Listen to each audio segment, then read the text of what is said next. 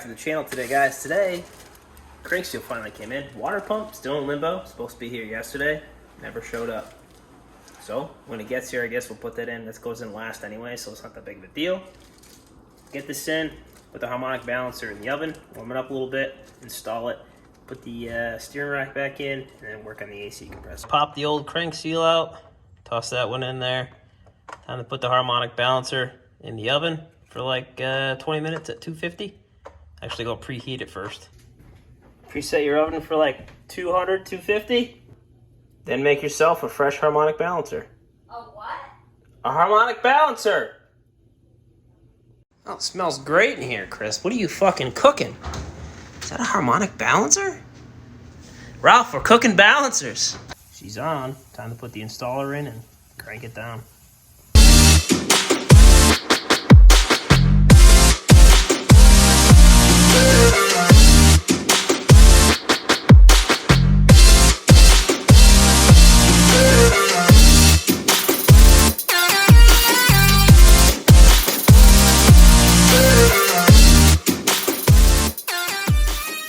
I have to say, I think that's on there.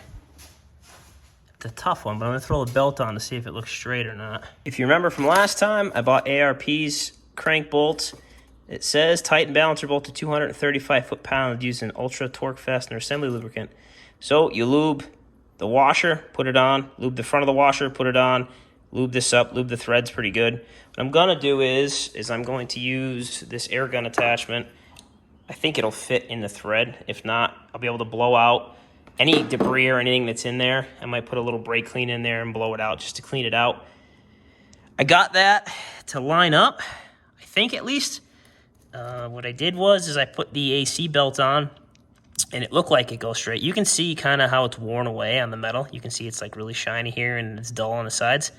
The belt looks like it lines up where it was rolling before, so I can't get it on anymore. I did heat it up, like I said, to 250 degrees, so I'm hoping it's all the way down. We're going to find out when it goes back together and fires up, but that's where we're at. So let's put this bolt in.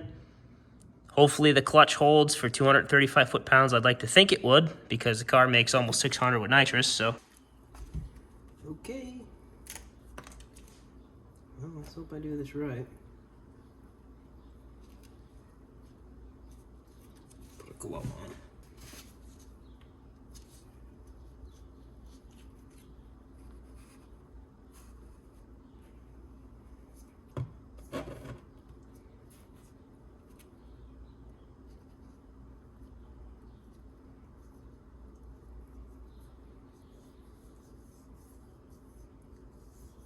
Oh, I got it all over my hands.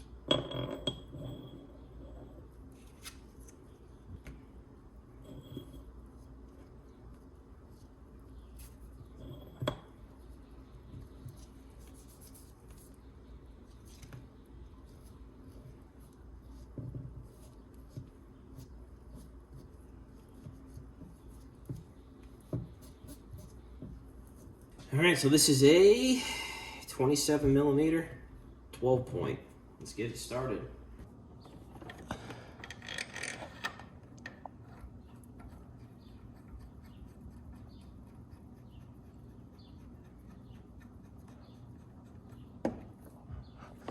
That went in actually really nice.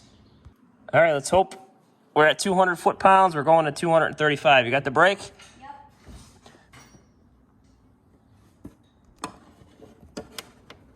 Oh, come on.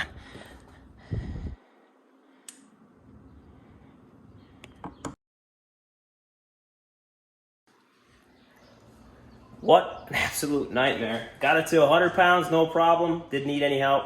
Got it to 200 pounds, a little bit of a difficult. I had Grace hold the brakes at 200 foot-pounds, and then I had her hold it again, just in case. You know, the clutch was in, the tranny was in fourth gear. 235 was just, wouldn't go, bounced back, got another grab at it, got it to finally go, and then it clicked. So I'm hoping it's good. We're gonna find out. Might be hard to see. Well, actually, it's not too bad. Steering rack is back up into place. These bolts aren't torqued down. There is a torque spec for these. I want to say they were like around 80 pounds or something like that. I tend to put things back to torque specs. Everyone usually just says tighten them down. This bracket's back in. It does have a bolt for the steering rack. This side goes in super easy. That side has a rubber grommet. I don't know why. It just does. Then I'm gonna take the zip tie off here and then put those studs back into the top of this. Tighten that up. Put that power steering lines back in. Put the cooler back here. Once that's done, I think I'm gonna leave the fans out temporarily just because it does leave it a little bit more room. I think I'm gonna call it for tonight, so I'll see you tomorrow. All right, so we're back tonight. Got the steering rack. It's all in place. Power steering lines are back up. The only thing I didn't do was the tie rod ends, and I didn't put the sway bar in yet. But we did start on the AC compressor, which is down there. The entire system is empty, and on the back of the compressor is a 13mm bolt that holds both. The lines are one piece. They're two lines. They go on the back of the compressor. What I did was I grabbed a long extension and a 13mm swivel gear wrench, and I was able to go from underneath the car, which I'll try to get a picture of it or a video of it. So there's your control arm. See that right there? This round guy straight ahead. It's kind of tough to see. Hang on. See the air compressor back there? Well, the AC compressor. There's the hard line. There's one line. Right there was where the bolt was. So it's disconnected in the back. I'm going to pull the compressor out now. The bolts that hold the compressor in are 15mm heads. This is the bottom left, bottom right, top right. And the top left is a nut with a stud. And to get this stud out, let's get this to focus, you need a 7mm ratchet, socket, or a wrench. And you thread that out, and you'll be able to get the compressor over the steering rack and out of the car. See how the stud goes? It goes in this back one here, just like so. And that allows you to dip it down and over the steering rack. Get this one started, and then you'll be able to put the bolt in. I actually found it easier to put this bolt in first, and then you can get this lined up in. And I'm assuming they put the stud because it's so close to the frame rail the way it is that you wouldn't be able to get it out. So let's get the new one in. Let's get it all tightened back up. I want to try to get that in there because I want to seal up the system. Here's the new 4 Seasons compressor. I said to leave it on its face for a few minutes to let the shaft oil, I guess. Whatever. So to put it back in, you put the stud in here, and then the bolts go back in, obviously. What you should do is you should put all the bolts in, get them kind of snug where they need to be. And then there's actually a torque sequence for the AC compressor. You're going to do the top right one first at 30 foot-pounds, this bottom front one at 30 foot-pounds, the bottom back one at 30 foot-pounds. The stud is at 80 inch-pounds, and then the nut on here is 30 foot-pounds like the rest of them. You do that last, and then it says to put this in, this bolt that holds the tubes in, at 19 foot-pounds, but I don't know how I'm going to get a torque wrench between my headers and whatnot, so I'm just going to do it by hand and hope that it's strong enough.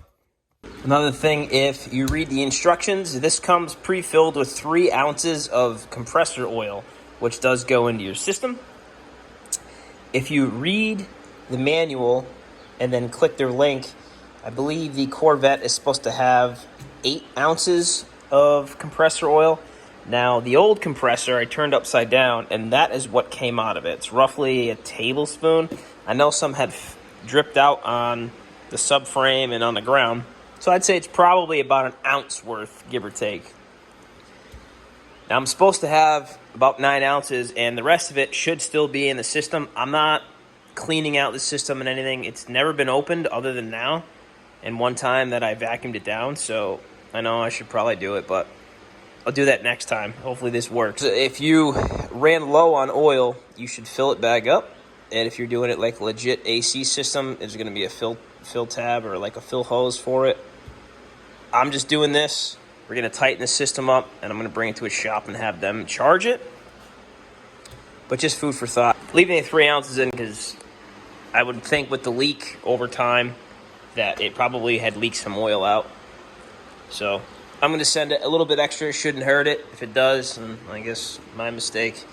But let's put it back together and start getting it ready to throw the entire car back together. Bolted up. Like I said, I did it in sequence. Top front bolt, 30 foot-pounds, bottom front bolt, 30 foot-pounds, bottom back bolt, 30 foot-pounds, and then I just did the stud pretty much hand tight and then torqued that nut down at 30 foot-pounds. The back portion, I can't get a torque wrench in there, so I put a gear wrench swivel on there with a swivel extension and my long snap-on ratchet, and I cranked it and cranked it. I got in there with a stubby, did it as tight as I could by hand, went back in there with the extension and the swivel, and I cranked it until I couldn't crank it anymore, and it started to just give me a bunch of resistance as like bounciness. I'm hoping that's good enough. If not, I guess I'll have to pull the header off and torque it at 19 foot-pounds, but I'd have to say that that's pretty damn close to it, if not maybe a little bit more. The Schrader valve needs to be retightened up. I actually might replace that whole top portion of it there. Swap that out, put the new water pump in, swap the thermostat on, hook everything back up, fill it with coolant, fire the car up. Yeah, hopefully I can get over to my buddy's shop tonight. We can vacuum it down and put the refrigerant in. If not, I'll have to take it either tomorrow or over the weekend or something, find somewhere to do it. But let's run to the parts store. Let's get a couple things, and we'll be back. Take our girl Beauty over to the good old O'Reilly's, where I'll have to tell them how to do their jobs per usual, but look at this air conditioning. This is how we do air conditioning on the Fixed Roof Coupe channel. I don't know, maybe we'll do the Amazon special hot rod air for this thing.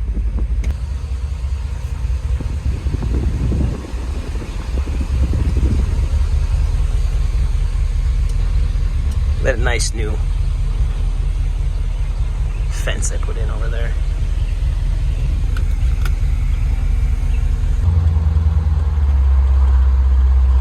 We're here. The best parts store in the world.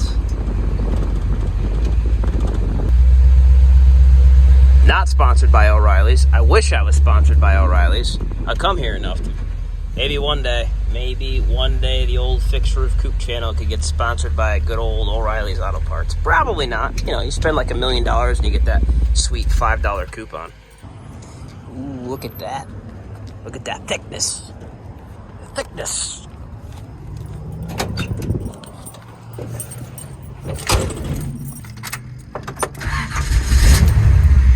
AC on high. Suppose we should have a little fun, huh?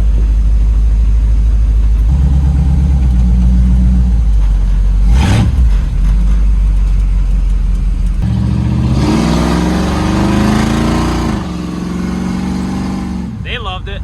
I love it. Woo! Just like that. And you're quiet again. Ended up going with the Gates water pump belts. AC compressors hooked up, tensioners back on. Next, what I did was I put the water pump pretty much together prior to installation. Thermostat housing comes with a new O-ring. This is a 160 thermostat that I had ordered, like I said earlier. These get torqued down at 11 foot-pounds. You don't have to, but it's just peace of mind for me when I do aluminum to aluminum. I'm notorious for snapping and cross-threading things, so put it in by hand, snap it, and torque it down at 11 foot-pounds. The tensioner pulley bolts, you can do it hand tight if you'd like, but they are 37 foot-pounds to the manual. When it comes time to reinstalling these 6 bolts for the water pump, first pass is 11 foot-pounds. The second pass, final pass, is 22 foot-pounds. And then after that, essentially it's hook all the water necks back up, put the intake back on. I need to pull this radiator mount off because I have the hose that comes from the throttle body from the vent valves, or the steam ports, and then the overflow for the tank. Need to go to the radiator. But other than that, alternator back on, hook up the hoses, fill it up with coolant. I should be able to fire the car up at least. I won't have AC until I go get it charged, but I should be able to get it enough to get it running. I need to get some new 93 for it. This is the old gas. I'm almost on empty. And then I'm sure with, Uncle Joe, I'm going to have to spend a ton of money to fill her up with 93. But I'm ready to shoot some nitrous in the car. I need to double check on if I should check the solenoids prior to activating it. I mean, I emptied the system last year when I put it away, so I'm hoping that it's just a quick blow through with the vent and with the purge system, I should say. So yeah, so I'm going to get this back together, and then we'll do a startup video. Water pump's all ready to go back in. Switch the time lapse.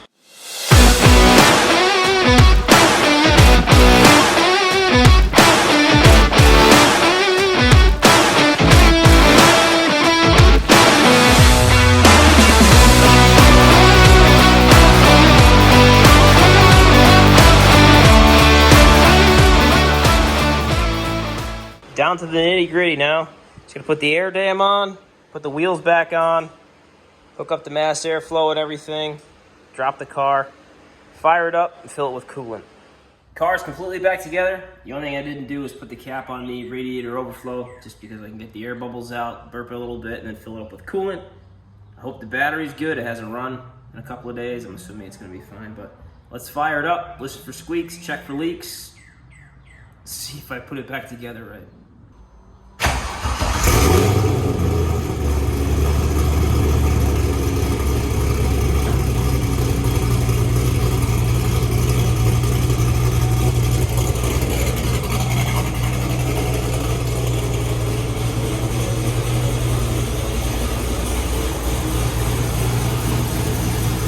I don't hear any squeaks. When I would first start it up, I would hear a slight squeak, and I do not hear a squeak at all, even though the cam's chopping. But obviously it's gonna smoke a little bit, burn off some stuff. All in all, sounds pretty good. I know I don't have this thing running much for you guys, but it should be dialed.